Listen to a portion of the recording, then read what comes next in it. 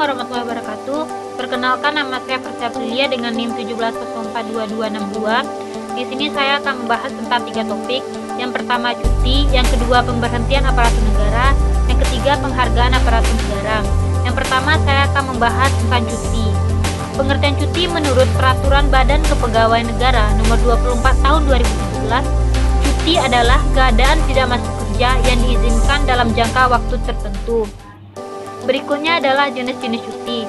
Yang pertama, cuti tahunan. PNS dan calon PNS yang telah bekerja paling kurang 1 tahun secara terus-menerus berhak atas cuti tahunan. Permintaan cuti tahunan dapat diberikan untuk paling kurang 1 hari kerja. PNS atau calon PNS yang bersangkutan mengajukan permintaan secara tertulis kepada pejabat yang berwenang memberikan cuti. Pejabat yang berwenang memberikan cuti tahunan kepada PNS atau calon PNS yang bersangkutan. Yang kedua adalah cuti besar. PNS yang telah bekerja paling singkat 5 tahun secara terus-menerus berhak atas cuti besar paling lama 3 bulan. PNS yang menggunakan hak atas cuti besar tidak berhak atas cuti tahunan dalam tahun yang bersangkutan. Selama menggunakan hak atas cuti besar, PNS yang bersangkutan menerima penghasilan PNS. PNS yang menggunakan hak atas cuti besar dan masih mempunyai sisa hak atas cuti tahunan tahun sebelumnya, maka dapat menggunakan sisa hak atas cuti tahunan tersebut.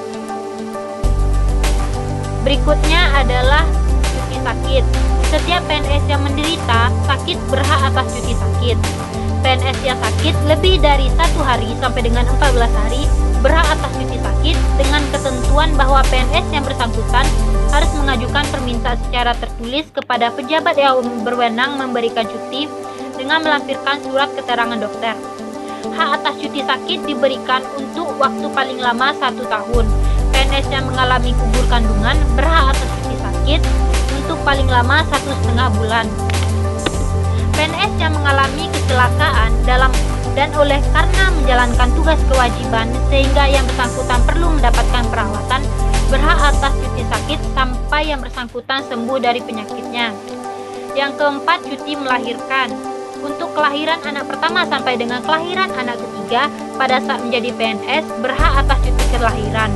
Tetapi untuk kelahiran anak keempat dan seterusnya, PNS akan diberikan cuti sakit, bukan cuti melahirkan lagi. Lama cuti melahirkan adalah selama 3 bulan. Berikutnya adalah cuti karena alasan penting.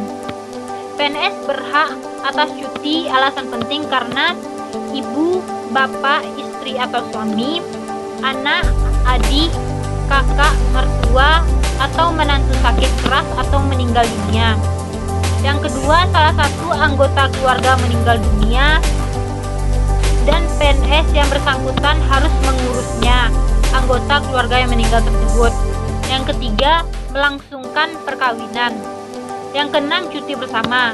Presiden dapat menetapkan cuti bersama. Cuti bersama sebagaimana dimaksud pada angka 1 tidak mengurangi hak atas cuti tahunan.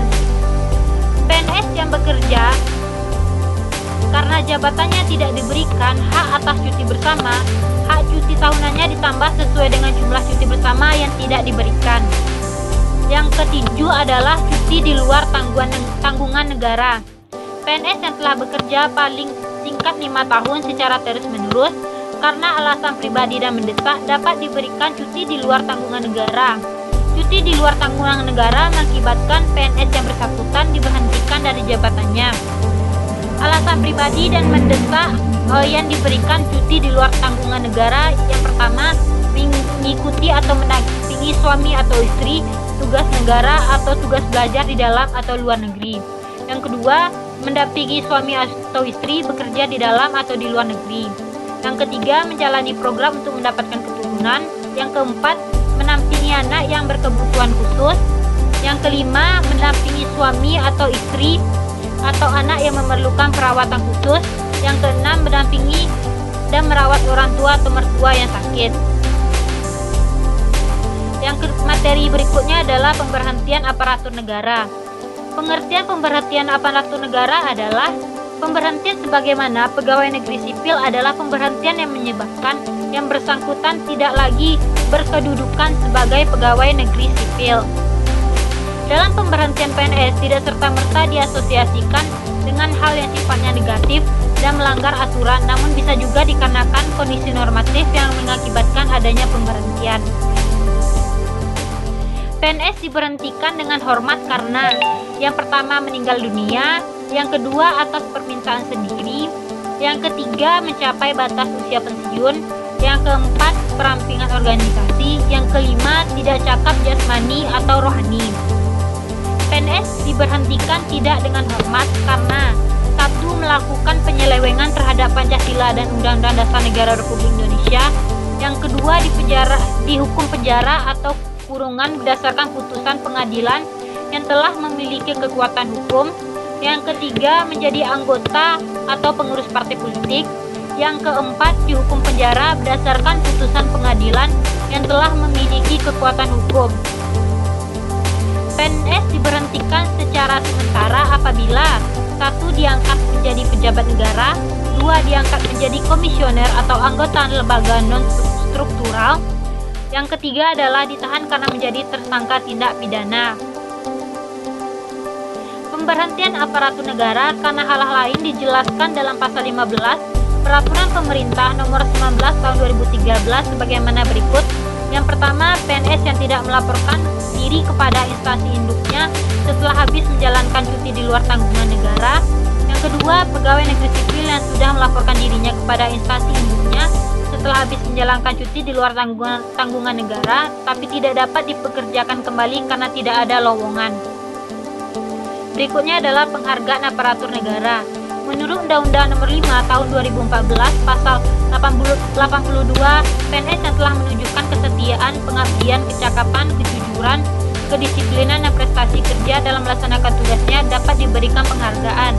Penghargaan adalah semua pendapatan yang berbentuk uang, barang, langsung atau tidak langsung yang diterima pegawai sebagai imbalan atau jasa yang diberikan kepada organisasi atau perusahaan.